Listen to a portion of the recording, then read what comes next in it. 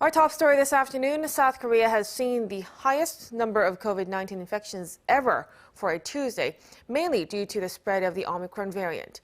The country is also set on releasing new virus prevention measures on Wednesday that can specifically tackle the spread of this variant. Shin Ye-eun starts us off. South Korea on Tuesday saw a record high number of new infections. The country logged 8,571 new COVID-19 cases, which was up by nearly 4,500 from a week ago. This is the first time the country has seen daily figures surpass the 8,000 mark, and officials are attributing it to the rapid spread of the Omicron variant. The Omicron strain is now dominant, taking up more than half of all cases nationwide. Regions like Honam, Gyeongbuk and Gangwon particularly have been hit the hardest. 8 out of 10 infections in the Honam region were Omicron.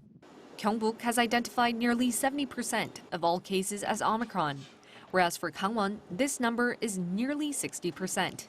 Omicron is also responsible for a breakout of cluster infections in the Greater Seoul area. It's responsible for nearly 90% of all cases in Pyeongtaek City, Gyeonggi-do Province, and is rapidly spreading due to cluster outbreaks at a U.S. military base and a nursing home. During a briefing on Monday, KDCA Commissioner Chung Eun-kyung cited domestic data which proved booster shots play an effective role in fighting against this variant. We've seen how many neutralizing antibodies one could build after getting a booster shot or a third extra jab. It turns out a booster shot can increase antibodies against Omicron by up to 100 times.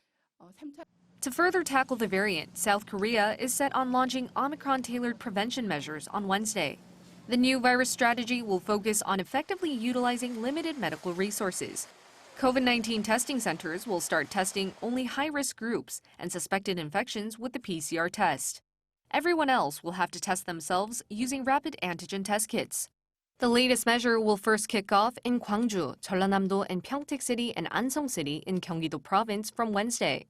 The new testing method will be expanded nationwide as early as the end of this month or the beginning of February. There will also be a change in the number of days fully vaccinated patients must remain in isolation. This period will be shortened to a week, down from what was originally 10 days. Shin Ye-eun, Arirang News.